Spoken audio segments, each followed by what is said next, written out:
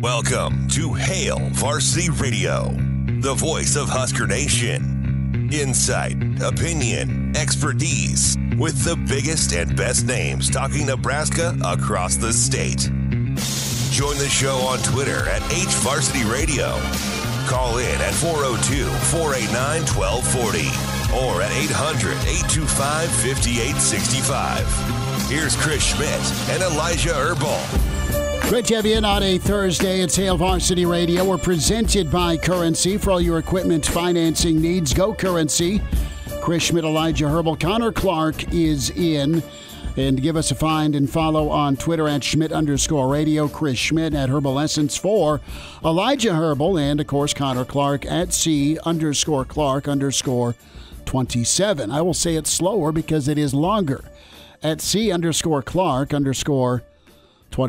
Fellas, how we doing? We surviving the Arctic blast? Did we ice skate home from class or work?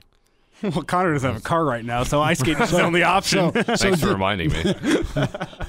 This is like a Seinfeld episode or the pilot pitch about Jerry getting a butler. And how does that feel, Elijah, to be a chauffeur? You're a good human for driving Connor around, and very good human, and that's well done by you. Well, luckily we got to hand out a gold star today for a Thursday, and I'm sure there's some sort of rent you're charging Connor for these good deeds. Not yet. Eventually, I'll be taking a vacation. It'll be Connor saying, "Hey, remember all those days I drove you home from the show? Yeah, it's time to pay up, buddy." But I will say, Connor round trip to get him back to his place and get it back over here, it's about 20 minutes. And the amount of time it takes to download all the things I need for posting up after the show, get us on YouTube, getting us in podcast form, takes roughly 15 to 20 minutes. So the timing actually works out well, where it's either me sitting in here twiddling my thumbs for 20 minutes or I'm driving Connor to and from his place, which isn't the worst thing in the world. To be fair, I still haven't given your screwdrivers back, so I need to do that. I forgot about that. I'll bring them out. The guy who borrows your tools on the next Hail Varsity. You can stream the show. Find us on the Hail Varsity YouTube channel. Different platforms as well to watch the show. The Hail Varsity Twitter handle, radio Twitter handle is at HVarsity Radio. And across the board on KFOR, KFOR Sports Facebook, KFOR Radio Facebook, and KFOR Radio Twitter at KFOR Radio. Can hear us, of course, in Omaha on 590, and then Central Nebraska 1460, 1550, and News Talk 900 Columbus. If you're playing catch-up, we are on 1240 a.m. in Lincoln, and just reminding you of that. Can join us in the stream. Brennan's asking the pertinent question when we talk screwdrivers. Is it tool or drink? Sadly, Brennan, it is the tool. I would not be giving them back if they were said drink. So the glass, you'd return a glass, I hope. Well, yeah. You got to return the glass. Well, then there's evidence of a crime because our friend Connor here is still 20 years old. So I think you destroy all evidence of any crime happening whatsoever. Connor's alter ego is McLovin, and he is from Hawaii. See, it's funny you say that because we actually have a McLovin flag in our apartment. So. Do you actually? Yeah. That's so college. It's right next to the blue backdrop. Yeah. Right? Yeah. The guy I know down the hall in the dorm. Guys, plenty to get into. Brandon Vogel's going to join us in 20 minutes. We highlighted his column yesterday. We'll talk more with Vogues about Matt Rule and Nebraska's direction under Rule and the topic of winning and some of those must-dos for Nebraska. They're assessing where they go next right now as it's winter conditioning to get ready for spring, and it's going to be this process that is talked about but followed through upon. So we'll get there with Vogues. Gary Barnett with us in an hour. We cover a lot of ground. All right, what's the transition going to look like for SC and UCLA? Thoughts on some of Nebraska's offseason. And he's, in contact and close with Eric Bieniemy. So we'll get some thoughts from Coach Barnett on eventually Bieniemy moved on from Kansas City for Washington. What's he think of that move? So that's coming up. Pretty much open phones, a lot of Hour 1 and a lot of Hour 2. Can always email the show, Chris at hailvarsity.com. On the recruiting front, going to start there. And we'll get to Athlon's ranking of Big Ten quarterbacks. But Torrey Pittman, a 14-year-old Nebraskan, and Mr. Pittman has a Husker offer. And that's pretty cool, as he's a middle schooler that is on his way to high school. And listen, Pittman's a fantastic talent, and he's a guy that's been a part of Abdul Muhammad's homegrown program. Abdul Muhammad, one of the best Huskers ever, and I love what Abdul's done with the North Omaha Boys and Girls Club, and then that 7-on-7 he does. So Abdul Muhammad's a dude, a great dude, and Pittman's a future Eagle at Omaha Central. This happens in hoops all the time, all right? You are scouting out 7th and 8th graders before they get to 9th grade, and if you're good at it, you are funneling them to your high school for 9th grade, at worst JV. Okay, so that's the basketball world with Pittman here. And you look at college football, it's rare. You've seen some 14-year-olds, some 15-year-olds get offered by Lane Kiffin. You've seen, you got to go back 30 years where it wasn't the first time it happened, but it was probably the most high-profile early offer, and his name was Damon Bailey. He was a stud point guard in Indiana, and Bob Knight in Indiana basketball offered Damon Bailey. Damon Bailey had a really good career at Indiana. I think he got drafted, and he wasn't a great pro, but the point is if you see some talent young, you get in there. Nebraska, for years, had posters up in high schools all across the country, down in New Orleans, back east in New Jersey, some of the select high schools out in California, right? I mean, make sure that red N is seen if you by chance missed him smacking somebody on national TV. Now, Nebraska is looking at a kid in their backyard. You've got a former Husker standout that's connected with this kid and has been a mentor. And why wait? We're talking about Ainsworth in Alabama. We're talking about Ainsworth and Georgia, right? And you've got a kid just from where we're at, just an hour up the road. If you see incredible talent, if you're trying to project, you get that offer in there early. You make him a priority, even if he's only 14, even if he has yet to step into the halls of a legendary high school. I have no problem with this for Nebraska. And I really haven't been a guy over my career to criticize programs for offering kids uber young. I mean, did Arch Manning have offers when he was 14? Maybe they weren't publicized, but probably. Arch Manning, by the time he was 14, was probably touring Tennessee and Texas and Ole Miss. All right? And I'm not calling Pittman the next. I'm just saying this is the way of the world. You have more 7-on-7 camps for football. You have a lot of off-season development that's going on. And be first and be right, okay, if you're going to be in on a kid this young. And I don't doubt Nebraska with their connections, their due diligence on this, makes sense to go after him. Yeah, and I think what's going to stand out is good football player, makes some plays, but what stands out about him is he is just the best 8th grader in the state in terms of track and field, especially that 100-meter dash. Runs on 11.82, which I'm not sure how many people out there follow middle school track and field all that much. That is blazing fast for an 8th grader. I mean, like, you're lucky if blazing fast for a 45-year-old. I mean, you're lucky if a guy's running in like the 12s as a middle schooler. The fact that he's down to an 11.82, I can't drive a fast. 12. I mean, I think it's the fact that, like, I'm trying to take a step back and, like, listening to the conversation that we're having right now. We are talking about somebody who's running middle school track right now, and that is, like, the way that these dudes are able to evaluate talent that early. And you mentioned the whole Arch Manning thing, and he probably had coaches in his ear when he was that young.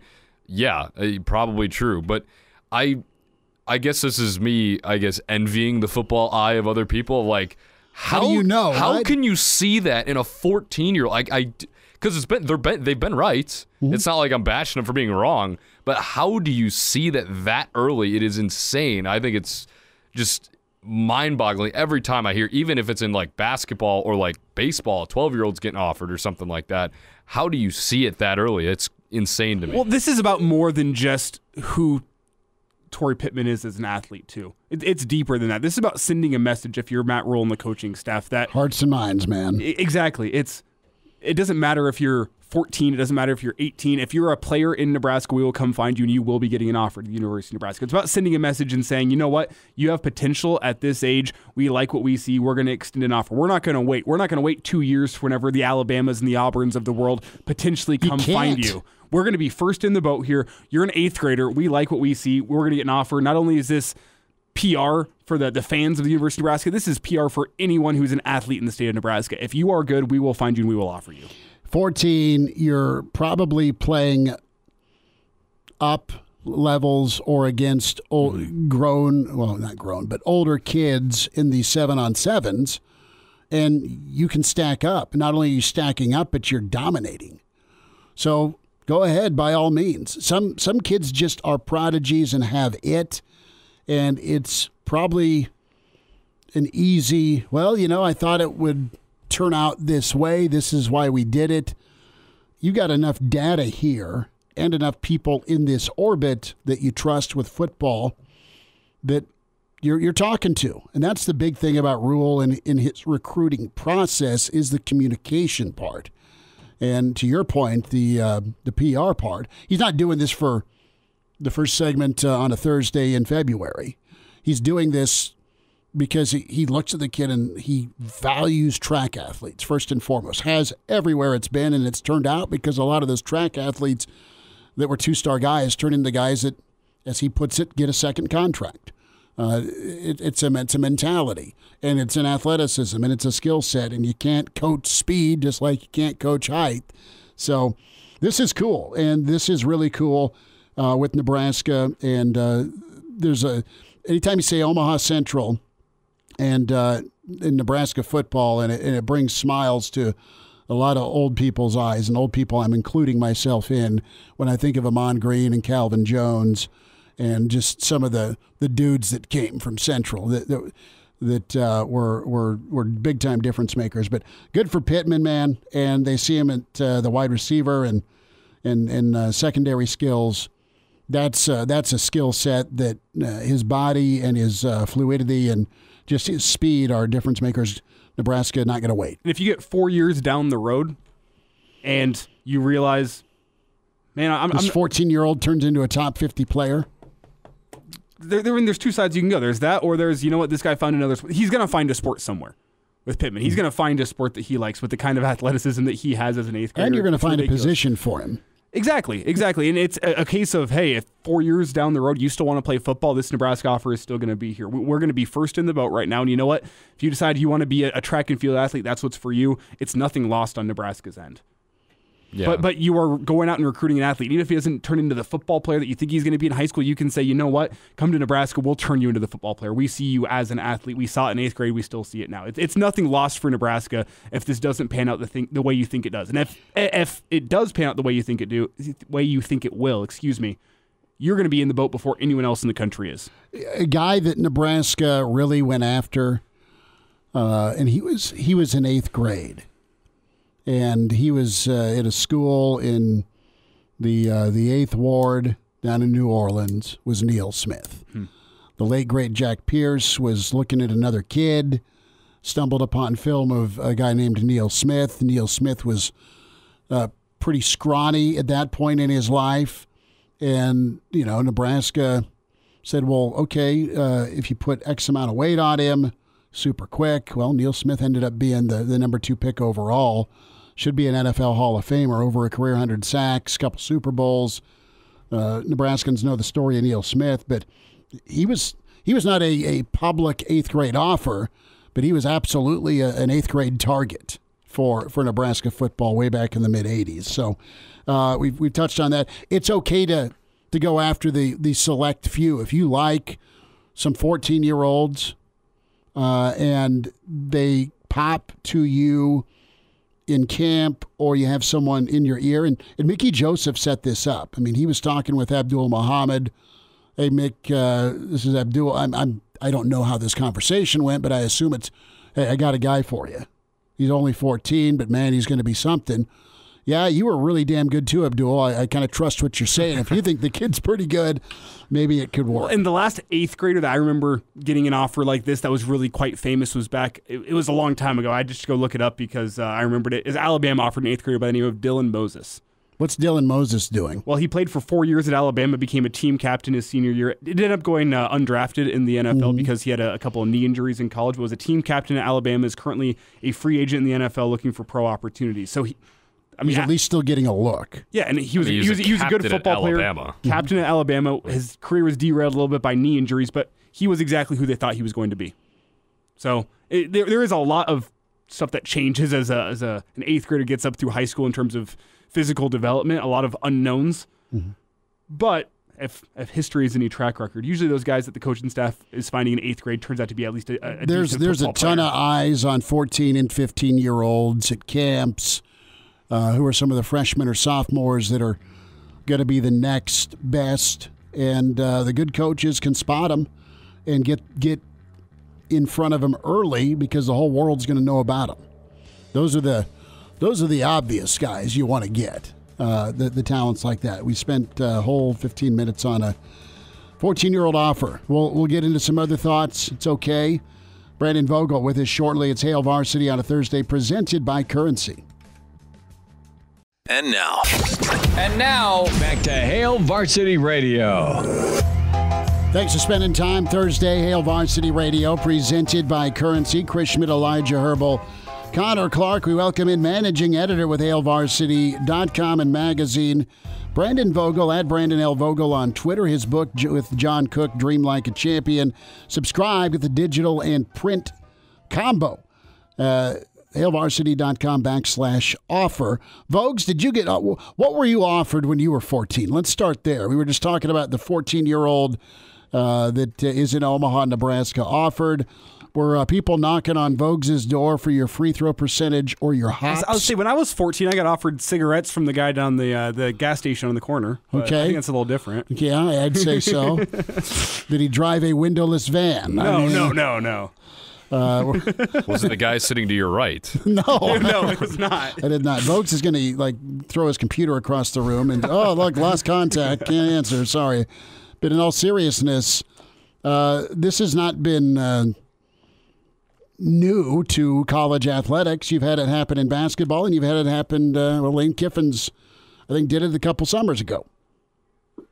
Yeah, and so a little bit scared to reveal this, but 14 would have been about 1993 for me. No, that's the only part I'm scared about. The rest is okay. Why you started this answer? Some guy named Osborne wanted me to throw passes. Yeah, well, that was the thing for me. Tom Osborne never came and offered. I grew up in Western Nebraska, of course. So Bill McCartney was heavily in the mix. Was really, really interested in me as an 8th grade football. No, none of this is true. Nobody offered me anything. Just run with it, man. When I was 14, just out there doing my best, trying to watch the NBA slam dunk contest. Well, see, the best part about 1993, though, Vogues, is you can make up whatever story you want, and there's no way we can prove it. There was no internet around in 1993. There's no fact checking that can occur. Whatever you say is the Vogel, truth. blue chip. That's true. That's why I can say Bill McCartney he was interested. Nobody was talking about it then. We talk about it now because Lane Kiffin's out there and Nebraska's now out there. But back then it was just like, well, I guess I'll just keep this to myself. There's nobody to tell. Brandon Vogel's with us. Vogues, really loved your column. For the folks streaming and watching Hail Varsity YouTube, this is the new Hail Varsity Magazine. Softball, baseball, but obviously lots of football coverage as well. Your column, just great. Really enjoy your work. You do wonderful stuff. You know this already, but the immediate must-dos for Nebraska. You run down a lot of thoughts on the Big Red and really kind of highlight on some of the comments from Coach Rule through his time here. And we spent a little bit of time yesterday here about just winning, right? How do you start winning if you're Nebraska? How are you going to win some of these games if you're the Big Red and the must-dos? As you look at Rule and how he has things set up, I mean, are you encouraged with, well, the start so far? Results got to be results, but are you encouraged with this vaunted process that Nebraska is going to go on? I am encouraged, and as I wrote in that column in the February issue, which is titled "Nothing But Everything," which is pulled directly from a Matt Rule quote, where he was asked about kind of setting a culture, setting a standard, and he's like, "Well, we just kind of set some standards, and what do they have to do with winning? Nothing, but also everything." And I really firmly believe that, in terms of football coaching in particular, but I think it's a little bit universal. It is one of those things where maybe nothing matters on its own, but everything matters in total. So how you approach a workout on a Friday in February matters when it comes to Saturdays in September. And, it's not a novel idea, but it seems to be a hard one for different coaches to grasp at times, that truly everything matters. I mean, Bill Walsh wrote a book that I refer to all the time that is called "The Score Takes Care of Itself." Like, you don't go out to beat Minnesota on the first Thursday of the football season. Yes, that's what Nebraska wants to do. That's what Nebraska hopes to do. Minnesota hopes the opposite's the case. But how are you going to do that? And it really takes, you just got to be good at things for the sake of being good at them, and then let the games fall where they may. Which, I think with the way we look at coaches, and it seems a little bit too much left up to chance. But the more I think about it and the more I read about it, get to talk to coaches, et cetera, I think it's kind of the only way. And when you look back at Nebraska, the 1990s, it was very much a program that was doing that. It was like, all the stuff we heard about that era. The practices were harder than the games. Like, all things like that matter. So a Nebraska job, the Nebraska football job, comes with a lot of advantages. Even still, after the last 10 years, 20 years, wherever your kind of start date is of kind of the downturn of Nebraska football that we've seen recently, it's still a good job. Michigan's a good job. Ohio State's a good job, of course. It comes with a weight to it, too. And so far, and granted, we have no actual wins or losses to go on at this point. So far, I don't feel like Matt Rule has displayed carrying the weight of the thing. And that was kind of the genesis of that column. Brandon Vogel's with us here. It's Hail Varsity Radio. And Brandon, whenever you look at Matt Rule not carrying the weight, I like what you said there at the end. Do you think that falls down to the athletic director's office? Because it does feel like Nebraska has an athletic director in place right now that seems to want to take a lot of weight off the football coach's shoulders. And that marks a sharp disparity with what we've seen in some previous administrations of previous athletic directors. Yeah, I think that's a key piece of it. And I've also, written at various times before that I think we look at turnover amongst the head football coach in Nebraska, and that's an issue. That's a potential explanation for why Nebraska hasn't been what it was, for basically 50, 60 years prior to this century. Excuse me. But I also think part of that is just the approach of Matt Rule. And I wrote in that column that, to me, he doesn't seem to be treating this that much different than Temple or Baylor. Excuse me.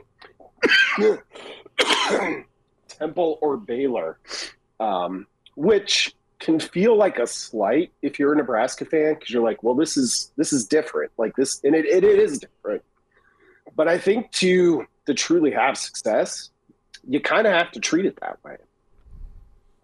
Brandon Vogel's with us on Hail Varsity Radio. Brandon, I've had this conversation with my friends as well, and maybe this is why he kind of doesn't feel the weight of the whole thing, if you will, for Nebraska football, as you mentioned. He's embraced the culture so much ever since he's gotten here, and we were talking, you would never, at least from a student perspective, see, a Scott Frost at a basketball game. We've seen Matt Rule at a basketball game all the time, and he's getting fired up on the Jumbotron. Do you think that has something to do with taking the weight off of his shoulders a little bit? I think so, because it's the sort of thing that, in my mind, you do when you're starting out as a young coach at a place like Temple. And obviously, what he did at Temple was a success, enough to get him a job at a Power 5 school in Baylor. What he did at Baylor spurred him to the NFL, and now he's at Nebraska. So I think that's a pretty big piece of it when you look at it. Like, he came in saying he was going to do that, and he's done it so far. So it becomes a pretty big deal when you think about it, like putting those actions into words. Like, when I look back at his introductory press conference, a lot of the things that he said weren't just things that he said. They're things that he's done in the 2.5 months since on the job.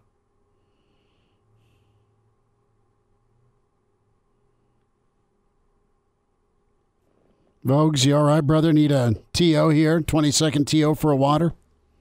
I'm good, I think. Yeah. But Vogue's getting fired up. We've all been there at the water situation. Yeah. I've noticed there's some times where Schmidt is over here coughing along out, and I go, I don't know what I'm going to do for the next 30 seconds. Sometimes you just, when you're making a mixed drink, you just burn it and take that first drink, and it hurts. Vogues is with us. Brandon, before we check out, a thought here on yesterday, Raiola, Dvorak, Coach Campbell, anything stick out to you? Campbell's approach impressed me. It's one of those things where you don't get a lot of opportunity with the strength coach, and this was the first time I'd seen him, speak as Nebraska's new strength and conditioning coach, and really impressed me, both with like kind of his knowledge of, I think, program culture, but also kind of the sports science pieces of it. I thought he was really good on those things. Talking about, he had a lot of great kind of pull quotes from that, a lot of which have been shared in the 24 or so hours since. It was clear to me he's a guy who understands this, understands kind of strength and conditioning in a broad level, but also understands where it's at right now, which of course is vitally important. So listening to him speak for the first time as a Nebraska coach at this point kind of backed up for me. Oh, this is like, I can see for myself, I think, why Matt Rule hired this guy. So I thought he came across super well. Raiola, man of few words, which is totally fine. If you're having success, people, I think, even come to appreciate that. It was good to hear from him since we hadn't for a while. And then Dvorak, he was somebody who I think just via timing and when he was announced and when he was able to come in, kind of got a little bit of short shift just because, we'd already kind of digested the other 9-10 assistants at that point. So very good to hear his impressions of where Nebraska's at. And I think he's got a super interesting story when you look at kind of his football career, how it ended, and how he got into this, which we talked about a little bit yesterday. He's a guy that, what am I going to do next with my football life after injury, and kind of caught on and was groomed. Another in a lot of common situations from Coach Rule where he sees something in somebody and coaches him up on the field and in a career. Brandon Vogel with us, managing editor, HailVarsity.com and magazine, at Brandon L. Vogel on Twitter. His column, just fantastic. Vogues, we'll check in with you on Saturday, bud. Thanks for a few minutes today. Thank you. I'll try to have this cough cleared up by then. You're good. There he is, Brandon Vogel. We'll dive into the Athlon ranking of Big Ten quarterbacks next.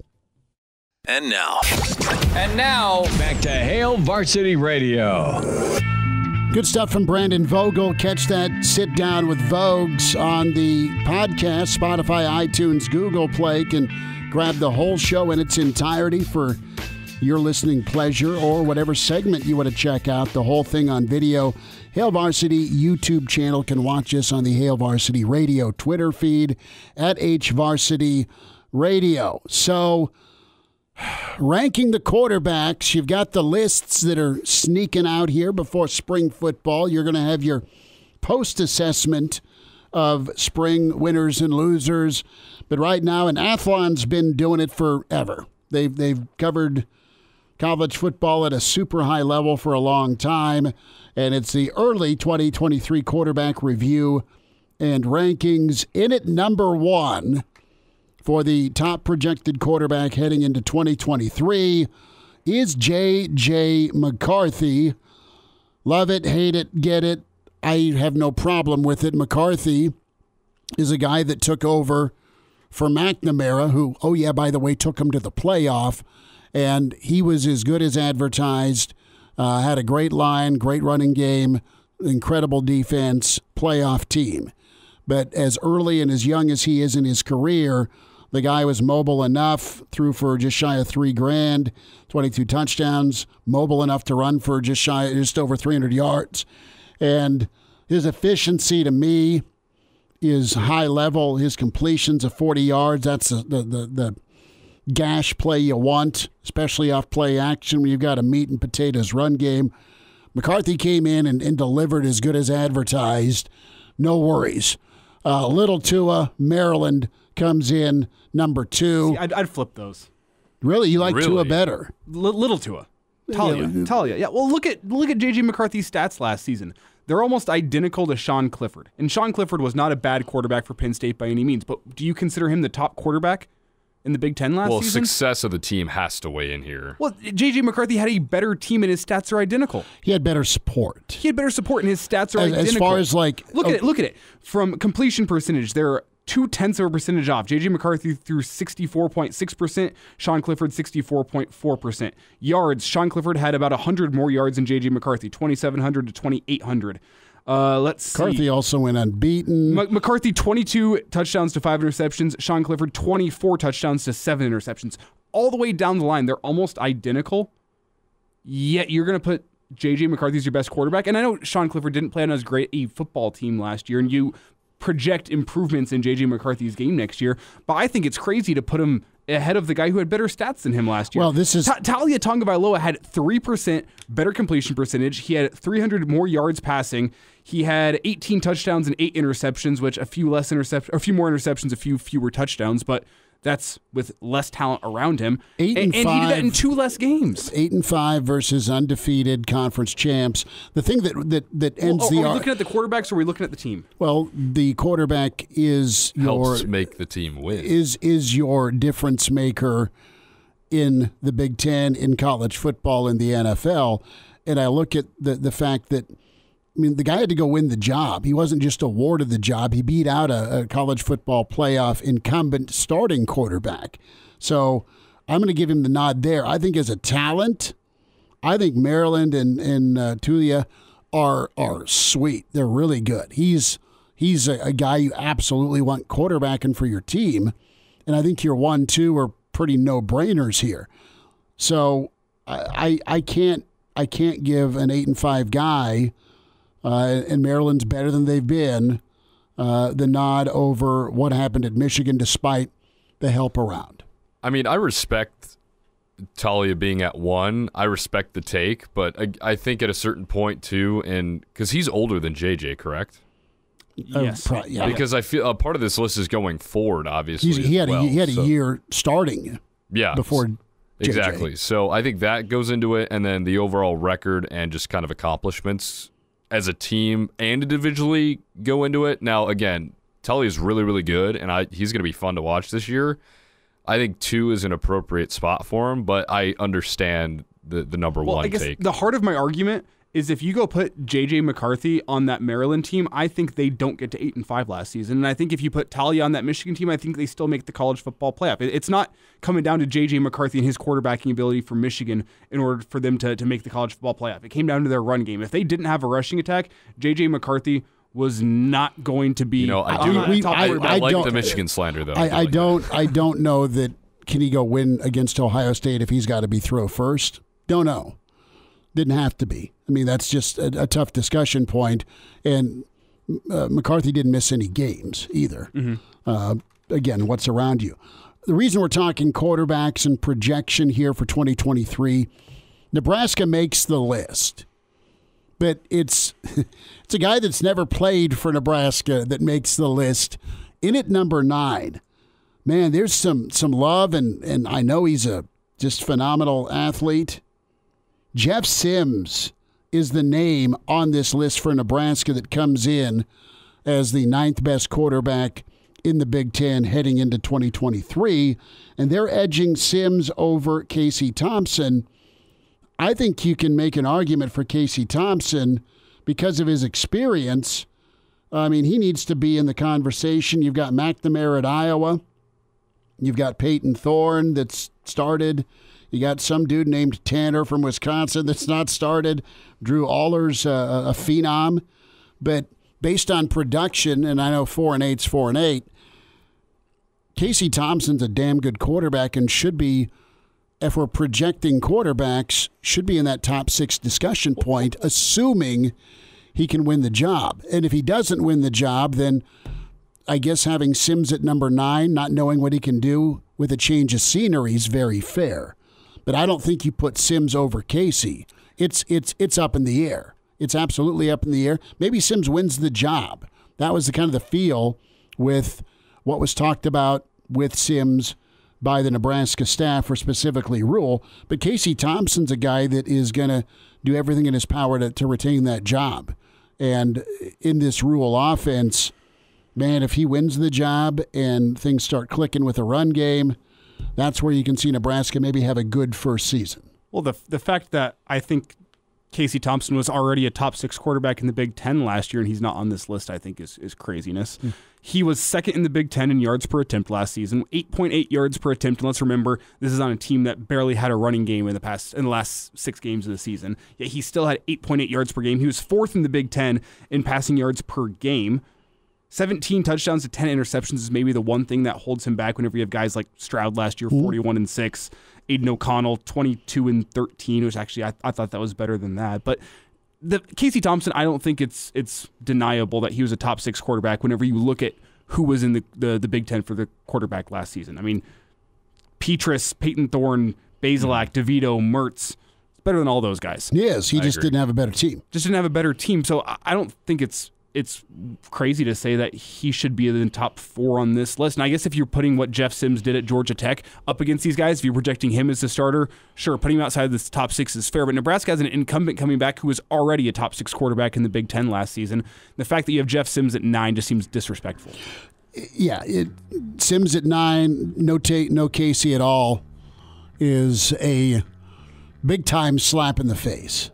And that's what kind of has wowed us with this list, but they did their job. We're talking about Athlon, and we're talking about quarterbacks in February. We're talking about their list. We are. We'll wind down this first hour. Gary Barnett's 15 minutes away. Hail Varsity continues. We're presented by Currency. And now, back to Hail Varsity Radio. One final time, Hail Varsity this hour. Next hour, Gary Barnett, open phones 520 and beyond. We'll get into chasing the Big 3. Can Nebraska be up to that task in the Big Ten? That's a conversation on the way. Chris Schmidt, Elijah Herbel. Connor Clark, numbers to get in, 489-1240, 489-1240 if you want to jump on. Also, 800-825-5865 to join the show. Can email the show, Chris at hailvarsity.com. Be sure to buckle up. Use your seatbelt. It saves lives. It prevents injuries only if properly worn. Buckle up. This message from the Nebraska Department of Highway Safety Office. As we wrap the Athlon projected 2023 top 14 quarterbacks in the Big Ten, Jeff Sims gets the nod for Nebraska. Nebraska comes in at number 9.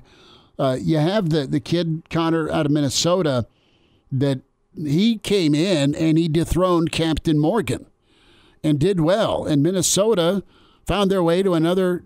Didn't they end up with 9 wins? I believe so. Yeah. They ended up with 9 wins. They beat Syracuse. in the bowl game. They didn't run for 100 yards, but for the most part, it was Mo left, Mo right, Mo ISO, 22 dive type deal, and it worked. But Calic McManus, is that how you say it? Calic McManus. Calic McManus. I mean, it's like Calic McManus. Calic McManus. There it is. Look at the old guy. Hose it again. Take a drink. Bingo card, right? But no, he was good. He was really, really good for them. And he really wasn't phased. And you've seen a little bit of him. Let it come back against Nebraska. Yeah. After Tanner Morgan was injured / benched against Nebraska, which that kind of flipped things. I lean more towards benched against Nebraska for Calic McManus. And that kind of flipped Minnesota's fortunes, not only that game, but the rest of the season. Well, Nebraska was up 10-0. You had a great drive that Purdy led, and then you were tied going into the fourth quarter against Minnesota, and they just ended up doing their thing. Well, the influence of Calic McManus really opened up the rushing attack for Minnesota. He's good downfield, wasn't he? Really good downfield and really good in that RPO action, better than Tanner Morgan was. And once they were able to get their rushing attack going, they opened up Mo Ibrahim, and Nebraska was getting gashed in the second half, and you go lose that football game. And I think if Tanner Morgan stays in, Nebraska may still win that football game, even despite the fact that you got Purdy in at quarterback. Well, we saw him a couple of times, him being Calic McManus in high school, and he's a better athlete than Tanner Morgan was. He can throw the football. I mean, it's only a matter of time before you see the arm talent come out, because he can get out of the pocket, he can throw on the run, he can obviously run the ball, and as Elijah mentioned, he's better at the RPO than Tanner Morgan is.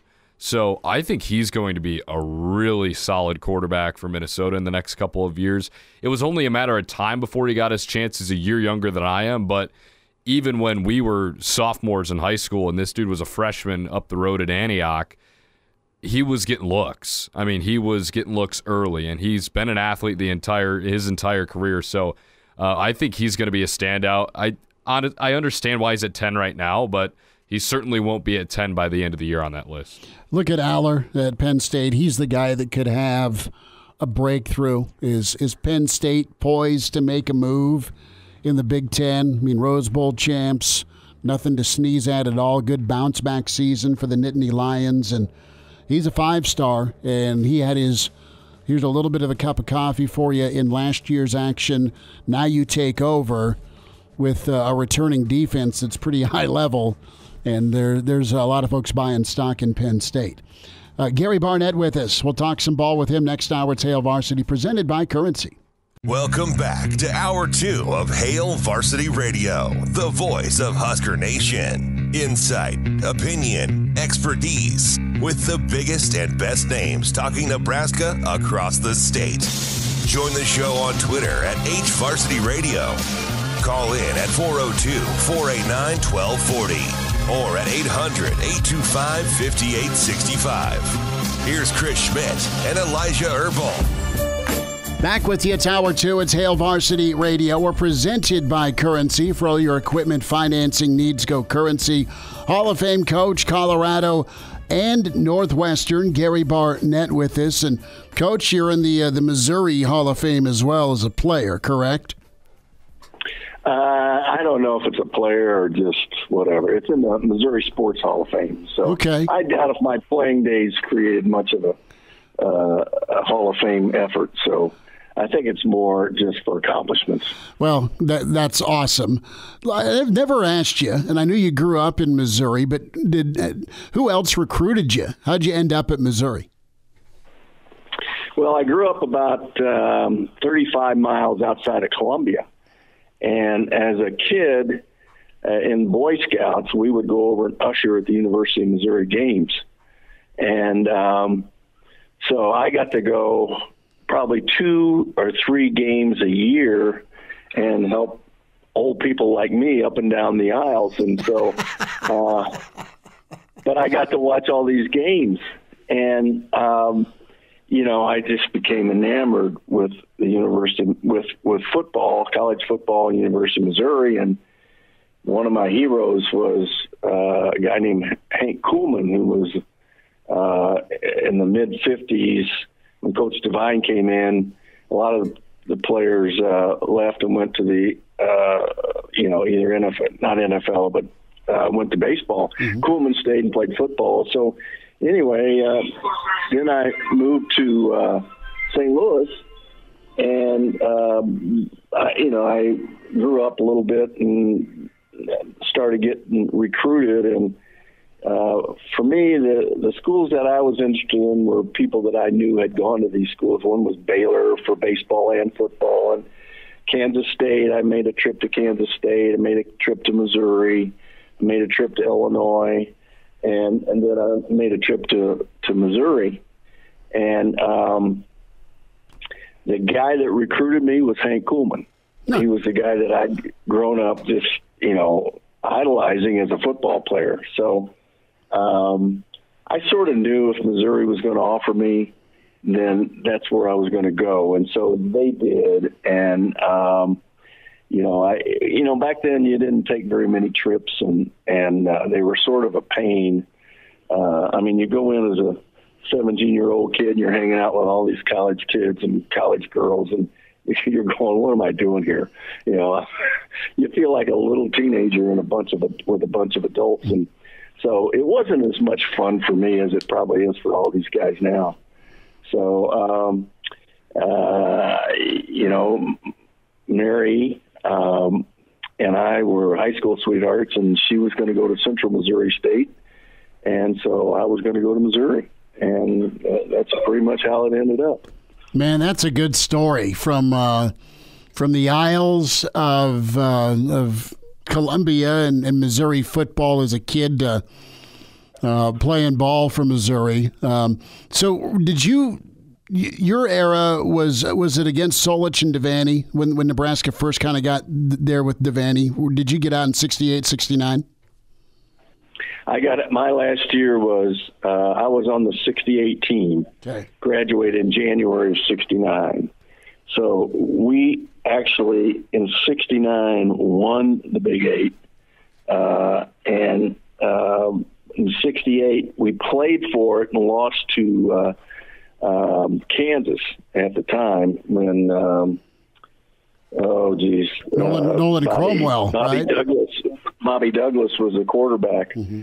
And so we lost 17-14, I think, in that game. So we went to the Gator Bowl and played played Alabama, and Bear Bryant and that group, and we played a great game. We won 35-10, and we threw the ball 4 times in that game, twice to them and twice to us. So ball never hit the ground. I like that. That's funny. Gary Barnett with us, Hall of Fame coach, Hail Varsity Radio. Coach, going to keep with the coaching theme, and player you recruited, you're extremely close with, Eric Bieniemy, and we've talked a lot this time of year over the years about Bieniemy and where he may end up, and he's off to D.C. What are your thoughts on Eric moving on from KC? Well, it's funny it's interesting, not funny. It's interesting that he can win 2 Super Bowls and not get a job. And now he probably has to go to a program in dire need of offense. And if he gets that turned around, he'll probably get a head job because he'll get credit for it. I think with Andy being under Andy Reid, no matter what Andy says, it just didn't resonate with GMs and other people that Eric was actually doing this great job for him. And Andy's tried it. Andy came out and made the statement. He just says, Eric may have to leave me to become a head coach. And so I think that's exactly, Eric put it together and made a decision that if I want to be a head coach, I probably got to go. He may live to regret that move, and he may live to be thankful for that move. We never know on these kinds of things. Decisions aren't bad decisions until down the road. At the time you make them, they're not bad decisions. You don't sit down and say, hey, let me make a bad decision today. But down the road is how things work out, determine whether they're good decisions or bad decisions, and we'll just have to see with that. But he certainly has his hands full going to Washington, having a quarterback like Sam Howell, who's just a rookie last year, and certainly hasn't demonstrated the kind of prowess that Patrick Mahomes has demonstrated. So he's going to be working with I don't want to say a lesser product, but not the best player on the planet like he was with Mahomes. So, we'll just have to see what kind of decision this ends up being for Eric. But he made it, and I guess he wants to be a head coach. And I always tell him, be careful what you wish for there, buddy. So we'll see what happens. I think everybody's pulling for him. Well, and there's just this outcry of give the guys some credit. Andy Reid and him were incredible together. I did some research, and it sounds like Bieniemy had just 1-year deals, the last 5-year deals with Kansas City, and that worked out from a standpoint of it wasn't a multi-year thing, and if he wanted to look around, he could. And then I would hope he would get bumped every year based on how well they performed. That ability to get taken care of with two Super Bowls and 5 AFC championship games, and Washington's right there. Have owners and GMs? I mean, you're well known in the football world. Have people reached out to you about Eric about past opportunities? And I mean, what this seems excessive, I guess is the word I'm looking for, with what he's done, who he's been under, and it's a risk. He's got to go to Washington, and they got to score points. And not that he's not brilliant and the offense won't work, but again, you outlined the apples and oranges part of this equation between Washington and Kansas City, just so he can get a head job. I just don't get it. Well, I don't either, but I think it's smart for Eric to do 1-year contracts because, the way the contractual situation is in the NFL is, sometimes it's hard to get out of a multi-year contract, and somebody has to do a buyout or make a trade. They have to trade players, et cetera. So I think Eric made a smart move, and that every year he could test the waters and see if he was going to get a head job, and if he could move on pretty easily. So, but no, no one's really reached out to me. I've been, I think, removed too far and too long from that situation that I'm like everybody else, just speculating. And while I do occasionally talk with Eric, or at least communicate with Eric, I haven't gotten a sense of exactly what it is. Mm. Gary Barnett with us, Hail Varsity Radio. Coach, I was whining to you about the wind chill and the weather in Lincoln before we jumped on air. I saw Coach Prime driving his Lamborghini in Boulder when it was icy and sleety and snowy, and he was trying to get up a hill. Have you talked him into getting an SUV yet? No, I haven't seen what you've seen. No, listen. This is probably the worst winter in 60 years in Boulder, and it's although he's not going to believe that, and none of those guys that just moved from Jackson, Mississippi, believe it.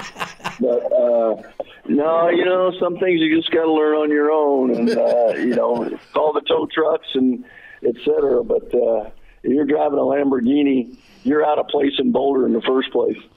Well, I got to ask you. I mean, you've always been a sports car guy. We've talked we've talked sports cars before. Did you have an alternative option all those years in Colorado when it got too deep and too slick, or did you have to take the Corvette out in the icy weather? No, I didn't expose my cars that are like that to anything like snow. So no, it was Tahoe City for me in those days in Boulder. So. I like it. Coach, I want to ask you a good story with the Athletic, and they're asking a question, off-season topics, and can anybody in the Big Ten catch the Big Three? And the Big Three are Ohio State, Michigan, Penn State. And two programs came up in this mailbag, Nebraska and Michigan State. Coach Rule's done a great job. Winter conditioning's going well. They've been on it from a recruiting standpoint. But as you look at Nebraska and you look at Michigan State, two programs How do you think they can close the gap? And the thing to do is get high-level blue chip prospects, but also develop some of those under-the-radar guys. I think that's a combination that Nebraska can get back to. Do you think they have a chance to get in that conversation eventually with the teams that have been playing and win Big Ten titles? Well, the key word is eventually, and I don't know what that encompasses, but in a year, probably no. But Michigan State and Nebraska both have great fan bases. They both have good traditions. So they have the tradition of Nebraska has the same tradition as a Penn State, an Ohio State, and a Michigan. Michigan State probably not. The difference is who you're playing, and how your recruiting base has changed because of who you're playing in Nebraska's case. So, I'd say that Nebraska had the best chance of getting back in there, especially, we'll see what the new schedule, what it looks like. But if you remained in the West, you certainly would have a great chance to reach that kind of thing. But the new schedule, you've got to play those teams and beat them is what you got to do. So you can't avoid them. And if you keep avoiding them, then you don't know. So you got to keep playing them so you know what they look like. You know what it feels like to play them. I think it's really important to play those teams. So, and everybody's got to see it. Everybody that's in your program has to see what the best looks like so that you can, you can't just keep projecting as to what the best looks like. You've got to see it and be able to touch it and feel it. So I think playing those teams is essential to getting there. Do you think the USC-UCLA tandem are going to come in and be okay, or are they going to have to outscore folks? How have you processed their transition, if you have at all? Do you think they can come in and be competitive, or do they raise the level perception-wise? Yes, but how do they live in the Big Ten neighborhood? I don't know if we're going to know that till they get there. It's one thing to play a Big Ten school in the Rose Bowl and sunny weather in California after 2 weeks, 3 weeks layoff, but it's another thing to go in and travel week in, week out, and play Big Ten teams. So I think we're just going to have to wait and see. I don't know how to project that one. They've created a stir on the West Coast and with their fan base. It's not a happy move by the entire organization. So, they've got to get beyond that. They're going to struggle just from. Anytime they lose to a Big Ten school, they're going to get hammered in the papers in Los Angeles, and they got to learn to live with that. And anytime they're outmatched, they're going to have to live with that and figure out how to. But again, like I said, they got to play those teams to find out really what they're up against. Gary Barnett with us, Hail Varsity Radio, former coach at Colorado and Northwestern. A few more minutes with Coach Barnett. His thoughts there on Eric Bieniemy, and time to kind of go make a name for yourself there. And he's right on. Be careful what you wish for. Bieniemy's going to get paid. It's going to be a multi-year deal. But it's funny that he's got to go out on his own to go earn it and kind of prove that he's as good as he's been associated with. He's been really good. He's just been under Andy Reid. Andy Reid's been giving him a ton of credit. We'll dive in here coming up, too, next segment. Nebraska's assistants have all spoken. Who's wowed you the most? Hail Varsity continues, a Thursday edition presented by Currency. And now, back to Hail Varsity Radio. Gary Barnett with us, Hail Varsity Radio, couple of minutes. Coach, Adrian Martinez drafted by the USFL, drafted by Mike Riley. Let's talk Mike Riley and Adrian Martinez together. If Adrian ends up in the USFL, let's talk about that combination of Riley and what he's done with quarterbacks and Adrian's upside. Well, Adrian always has a big upside, but he's always got the way he plays. He gets himself hurt, and that's what he's got to avoid at that level. He's got to have longevity. He's got to be around to have Mike Riley make him better. And so, to me, that's a critical issue: is how do you take what Adrian does best and limit it in a league where all those players? I mean, they're a lot better than everybody thinks. They're just one step below that next level in the NFL. So you're going to play against good players on defense every single day, every game. And so your style of play, you got to be careful with it. And I think Mike's got to handle that as well. And you just can't be running around like he has in college. And he got hurt this year and couldn't finish the year. And so he's had a history of that, and I think that's what you got to be careful about. Last question, and we'll get you out of here, and thanks again for talking ball. How big a loss is Todd Monken to Baltimore for Georgia? Mike Bobo's got history at Georgia, obviously, but does that mess things up for Kirby, or is this just, all right, it's another Georgia guy coming back in? I'm not sure about that, Chris. I mean, Mike Bobo did a great job as coordinator. He struggled as a head coach, but he also did some good things as a head coach. A coordinator and a head coach are two different evaluations. And so I think you've got to evaluate Mike on what he did as a coordinator, because that's what he's going back to. He's learned a great deal by being a head coach. He'll be a better assistant coach than he was before because he's been a head coach. But he's also got great players to work with, a lot better players than he had at Colorado State, I can guarantee you that.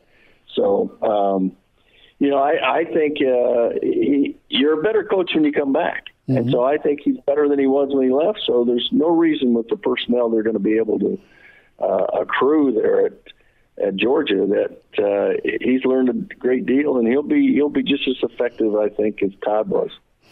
How many rounds you playing this weekend? Well, there's only 3 days on the weekend, so I'm playing 3. But now if you want to go into the week, I'm probably going to get. I didn't play yesterday; it was so stinking windy here, but so I'll probably get 5 or 6 maybe in this week.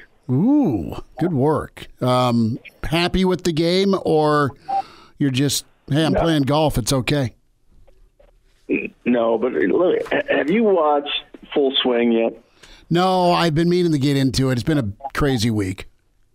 Get into it. I'm telling you. If you're a golfer, watch Full Swing, because what you realize is those guys have the same thoughts that you have, and they're the best in the world. So it makes you want to play. It's really fun to watch. There's, I think, 9 episodes. I think of the 9, there's 7 that are really good. Okay. And so it's really worth watching. And so I just say watch that, and that'll explain everything. No, we're going to get into it and no doubt discuss it. And one of my thoughts is more Tito's on the golf course. So helps the putt. No, I don't think that's the answer, Chris. I'm not sure, but I don't think so. Coach, you take care. Thanks for the time. All right, Chris. Great being with you. Gary Barnett, who among us when we are golfing doesn't think more Tito's or more Coors or whatever your aiming juice of choice is? I mean, come on. I think that's where my head's at. I just feel like I got to sell the clubs after a while. Well, yeah. And some of us just are no good at it. There's not enough Shoey's as good as it gets in the world, and I'm just Tito's is where I go. And Shoey's probably like, Schmidt, you need Tito's. Me and Jesus can't help you. So there we go. Good stuff from Gary Barnett. We're gonna always. Yeah, he's awesome. So we'll have that posted on the podcast, both segments with Coach Barnett, Spotify, iTunes, Google Play. So Nebraska has had everybody in front of the media, all the assistants, plenty of times with Coach Rule as well. And let's circle a coach that has either wowed you or you think is going to be a pretty big-time impact for Nebraska. And there's obvious choices. There's the coordinators. There's the Raiola. There's not a wrong answer here. It's not a contest where I'm Kramer walking in, I'm out. No, I really think Bob Wager's who I'm going to pick. And listen, you think a lot of that tight end room potential. I think a lot about his connections and successes in Texas, so future talent. But I also know that, and a lot of these guys are young anyway, but Wager's really just removed from high school. So he has got his eyes and ears and the pulse of today's athlete. Not that Rule doesn't, not that Barthel doesn't, but he's coming directly from that realm. So to me, Wager is the guy that wowed me the most, and I enjoyed hearing from all of the coaches. It was great to have a chance to see and meet and hear from and Q&A. But no, Wager's my guy on this staff. I think that is going to be big time. You know what type of mismatch opportunity tight ends are in football. You got your hybrid guy on defense. You want to either come off the edge or be in coverage. The tight end's your equalizer with that size and speed mismatch opportunity in an RPO offense or in any offense. Quite honestly, you flex them out, you put them on end line, magic can happen. But Wager's my guy with who I think can do big things for Nebraska football, and I think just his familiarity with the high school talent and demo is big time. It's an interesting answer in terms of you don't like it. No, it's just. There's other choices. Whenever I think of what position group is 100% crucial for success at the college level, I don't think of tight ends. That's assuming your offensive and defensive line have their stuff together. Yeah, and those are the first two places I go, room. Especially in the Big Ten, is what are you going to be getting from Terrence Knighton, who I think might be my number one choice. This comes in the wake of me talking about how the defensive line is where I was the most worried going into this season. Sure. So it kind of goes lockstep with that. But Terrence Knighton's a guy who's been there. He's done that, but he's never been a college coach at any level. He's never been a graduate assistant. He's just never, ever been a college coach. What is he going to do in college? How is his recruiting going to hold up, not over the course of the next 6 months, but over the course of the next 3 years? How is his recruiting going to do? Is he able to develop guys in that defensive line room? Because I did notice a big step back following the departure of Coach Tuioti last year from that defensive line. It just felt like some of the small things that made that defensive line great 2 years ago weren't necessarily there last year, and it's different guys as well that were in the room. So that's a problem. But I just look at it, and with how those guys kind of handle the media in their own separate ways with Raiola and with Knighton, those have got to be my number one and number two choices for the most important and most intriguing hires that Matt Rule has made, with Raiola being held over, Terrence Knighton being a guy who's never been in college. Those two guys just really pique my interest. And I'll also put Evan Cooper in as a guy there, just with his prowess in recruiting, how much Matt Rule relies upon him for talent evaluation. Another guy that was very well spoken at his media appearance, and I thought was very interesting. Wager's a guy that I think is going to be pretty vital and key to that Texas connection and talent evaluation. I mean, he's going to be that first step, that first. All right, McGuire too. Both those guys are coming from that realm.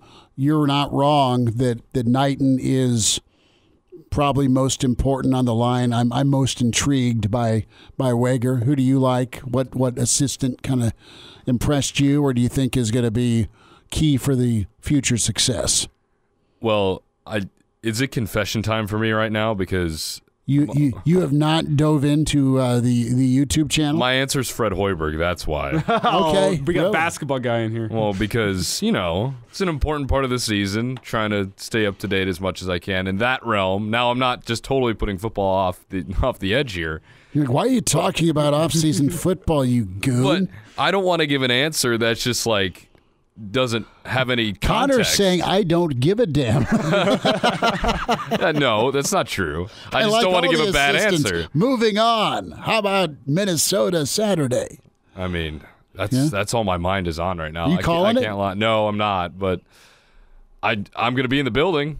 Yeah. And that's going to be exciting enough. Can I quickly, though, Connor, with this being your frame of reference, can I ask you, a guy who I think has really flown under the radar this cycle, his style of defense hasn't, but he as a person has, Tony White, the defensive coordinator. I feel like I got a lot of quotes and comments on Twitter about what Satterfield wanted to do with the offense. Oh, he's going to bring back the fullback. That just about broke Husker Twitter. Yeah, when Tony White gets up there, it's still just Husker fans not listening to what he has to say and going, well, the 3-3-5 will never work in the Big Ten. I feel like he has flown under the radar a little bit from just these pressers that we've had over the past month and a half. Tony White, like, not many people have talked about what he had to say. Well, yeah, and I think you bring up a good point with the 3-3-5 too about, people questioning that style of play in this league, right? And I think that kind of turns people off. Else. It happens nowhere else in the coaching staff. No one's asking, will Coach Satterfield's offense work in the Big Ten? It's never worked there before. No one's asking that. Well, it's because it's the defense. I mean, you go, Big Ten is running the football and defense, right? Mm-hmm. And especially here when you have the black shirt thing and everything going on there, I feel like a different pride has been taken in the defense. And if people, are kind of shaky on what they hear out of the defensive coordinator's mouth and what kind of scheme they're going to run, they may not really want to think about it all too often because they don't want to put the negative, for lack of a better term, in the front of their mind when you have a new regime. That would be my guess. But obviously you have to give it a chance, and you have to see it on the field and between the lines to see if it's really going to work. There's a level of concern because it's been problematic to stop the run anyway by Nebraska. They'll have a game or two where they're stout, and then the rest of the season they get trashed the last 2 years where they're giving up 5-6 a carry, maybe exaggerating there, but you know how the fourth quarters have gone. Being able to run the football and stopping the run, Nebraska's not had an answer, and then you're going to just give us, a six-man front in this league. Listen, White has satisfied, for me, his blueprint, and it's not really about numbers, it's about the matchups. And I think they'll find the people, or they'll go try and at least recruit the people. He's in his 30s, but sounds like he was born with a stogie in one hand and a brew in the other. Now, say my name. It's Schmidt on Hail Varsity Radio. I got the body of a taut, preteen Swedish boy. Back with you, it's Hail Varsity Radio. We're presented by Currency. For all your equipment financing needs, go Currency. Chris Schmidt, Elijah Herbel, and Connor Clark. Email sent out by the University of Nebraska Athletic Department. Big 1:30 presser tomorrow with the governor, Jim Pillen, going to be on hand, other university officials and administrators. And Nebraska is a place that loves to kick things off the right way. It's a great way of putting it. And from what I have heard... Is this breaking news? A little bit, just because I can't explicitly confirm what I've been hearing, but whenever I tie together what I've been hearing with what has been announced, my mind goes to why is Jim Pillen there? Why is Jim Pillen there for Nebraska? He was a great football player and he recovered a fumble. But I look at it as he's a former regent for the University of Nebraska college systems, which includes more than just UNO, or UNL. That includes UNO, UNK. I look at that, and there's been a lot out there about this is going to be a volleyball announcement. And from what I've heard... That's what's out in the stratosphere. That's what's out in the stratosphere. And from what I have heard, Volleyball Memorial Stadium seems to be what this announcement is about. Tie that together with why would Pillen be there? Probably because UNO, UNK is this. This is what I'm tying together. A volleyball-type match with Nebraska, UNO, UNK, a triangular, a round robin of sorts at Memorial Stadium, which I assume would be in attempts to break that Wisconsin attendance record that they set last year. Take back the attendance record. And set one that nobody else in college volleyball is going to touch. You want that record. You want to hold that over everybody. For kicks, if you were to do a volleyball triangular at Memorial Stadium. Well, if you're doing it in August, what else have you been doing in August at Memorial Stadium over the past couple of years? Having friends in low places. You've been putting concerts in Memorial Stadium. That was good. Let's say they're going to do volleyball. Let's say they're going to do a concert. Who do you bring in? You just had Garth. Do you say what's up, Chesney? Do you say Zach Brown? Do you? Well, Chesney's already coming to Lincoln pretty soon, I think. He at is, PBA. isn't he? Okay. Slap me. I'll just go and show. It's okay. How about, I don't know. Who do you guys like? Who do you want? Who could fill it? Oh boy. Well, you gotta Axel and Slash and the boys are touring again. I mean, hey, you gotta combine. Let's go. You gotta combine moves the needle with gettable. So I think that everyone's got a prize. Everyone's gettable. Do you go Post Malone? I know he was in Omaha last year. Post Malone's a guy that I think would maybe move the needle. But then I think about the middle-aged type audience. Yeah, the demographic doesn't really fit for like the whole the entire crowd that would be there. Yeah, you go country music. Yeah, I agree. Taylor Swift. I was going to say that. Okay. That would be so Elijah. That would be an impossible news poll. That would be so hard. With Tay-Tay coming to and all of a Memorial sudden, Stadium. the Nebraska athletic department is bankrupt because they had Taylor Swift at a concert. No, not at all. I don't think you can get Drake is too high of an artist to try to go pull. I don't think Billie Eilish has enough. It's got to be a combination of big name artists with wide appeal, and that's where it gets tough. I think it's got to be country. I agree there because that's going to appeal to the most people. It's going to cover the most demographic, and it'll probably sell the most out here. Sure. Well, Luke Combs. That could be a good one. Didn't George just do a show in Lincoln Strait? George Strait. That's interesting. Blake Shelton was just here. Zach Brown. That'd be awesome. Zach Brown was at PBA a couple of years ago. That was a great. No, I great did. Show. That was right before the old pandemic gave us the people's elbow. Yeah. No, me and my roommate, February 29th. Me and my roommate Darren had the time of our lives at that Zach Brown concert. Well, I hope you enjoyed it. I took my wife to that show, and they were free seats. Thank you, Rob the Suit. I got free seats too. And she's like, "You work for a radio station. Can't you get better seats?" Like, sweet God, they were free, honey. We're in the building. You're drinking a $17 sweet tea or whatever it was. Spent all that concert money ticket on beers. That sounds like my night too. Tim McGraw. Can't you get us closer to the Sorry, my God. Does Tim McGraw have enough pull to be that artist? Still, Tim McGraw. Yeah. I know we need to get our friends from Kicks over here and see what they would say. I'm not fit enough to talk about country music. Brendan says, give us Morgan Wallen. Yeah, there you go. I would love Morgan Wallen personally. He's had some hiccups in his past, which I think may prevent that. Yeah. Well, it's T.O.'s birthday today. Maybe we just ask him who he wants. Hey, who do you want to perform in 5 months? Ooh. Who what's coming to Lincoln in August? Who? Zach Bryan. Yeah. I like me some Zach Bryan. There you go. He's had an issue with not being able to sell tickets to everyone that wants to come to his show. Could you discuss with your friends over at PBA moving that show to Memorial Stadium in August? I don't know. Well, you'd have no problem getting tickets to people.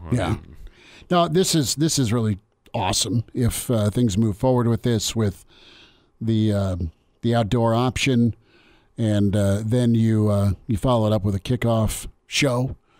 That's been the playbook, and Garth was cool. I didn't get to go last year, but I mean, I talked to everybody who went, and they were wowed. And it doesn't screw with Nebraska because you're at Minnesota August 31st, and you're in Boulder September 9th. Your first 2 games are on the road, and I know there's distance between. I think who's Matt Rule vote for? Who would he want to see? That's a great question. Oh, he's probably tight with a lot of musicians, maybe. He's got those connections. We're just purely speculating here this entire segment, which I love. I can't even confirm that this is what this announcement is about tomorrow, but what I'll say is don't be surprised, and if I am right, you heard it here first.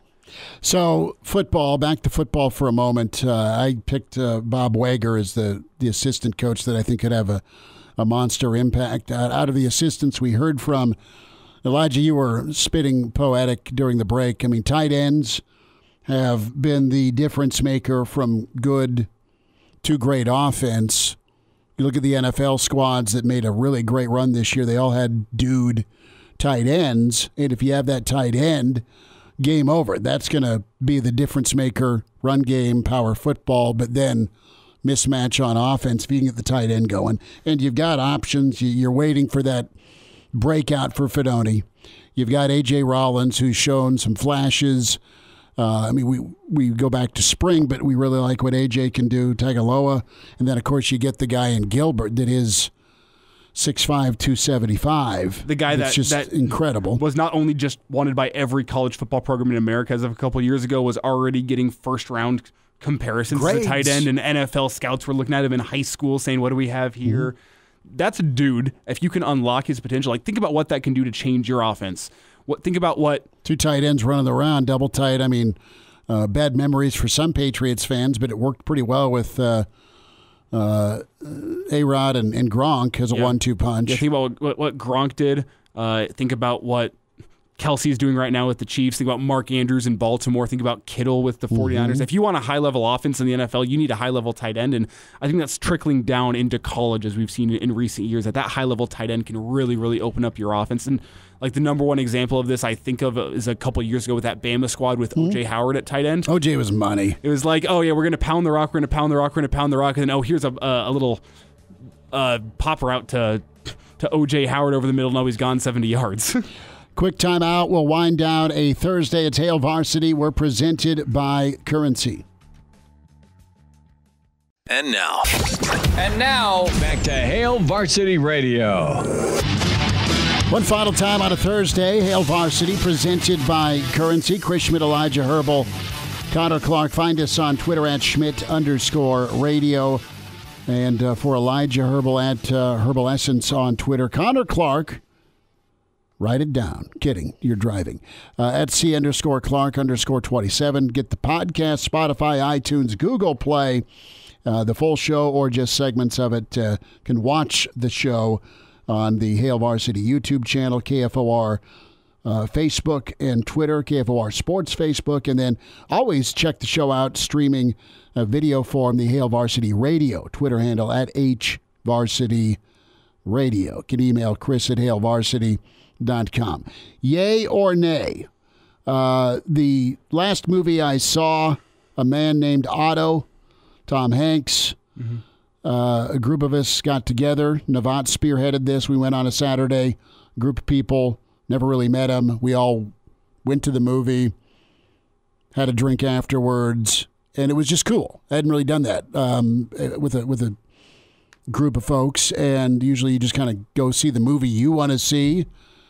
What was the movie that was out here about 1920s Hollywood?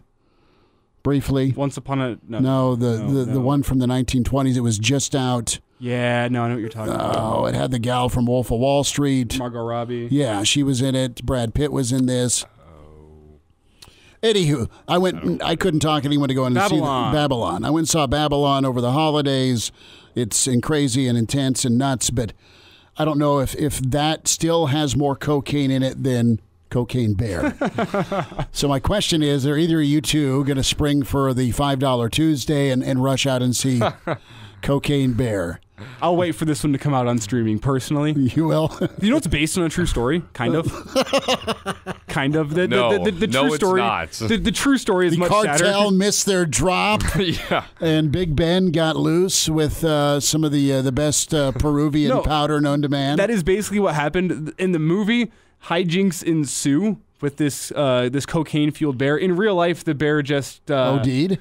Pretty much died within like 30 minutes of consuming all the cocaine. It acted goofy. It's a much sadder story. Yeah, that's actually much sadder story. Sad. They took it and they turned it into a Hollywood comedy, which I don't blame them because that reminds us of our Fordham Ram conversation. Yeah, no. So in the original, the bear. You remember the Fordham Ram conversation? Oh yeah. Where he went to the slaughterhouse. Cocaine bear in real nice. life OD'd on cocaine and died shortly thereafter. Much sadder story. But this movie looks entertaining. I will wait to see it on streaming, though. I'm not a one to go see comedies in the theater, with the exception of Anchorman. I went and saw that in theaters. This has been a movie. The new one. Anchorman is awesome. This has been a friend group discussion. I think we may pull the trigger and just go see it. Can I be a old loser and invite myself? Because there's no way I can get my wife to go. Sure. And after Junior being able to stumble upon and watch Ted with me when he was about 5 years old, between the narcotic usage in Ted and then the knife trick with Flash, right? Junior still tries to play that game every time we go out to eat. It's a failure moment as a parent. But I can't say, hey, let's go see Cocaine Bear Jr. and not sleep on the couch. I'll personally save my money and go see the new Creed movie. That comes out soon, too. Good work. Talk to you tomorrow at 4 with Hail Varsity. Thanks.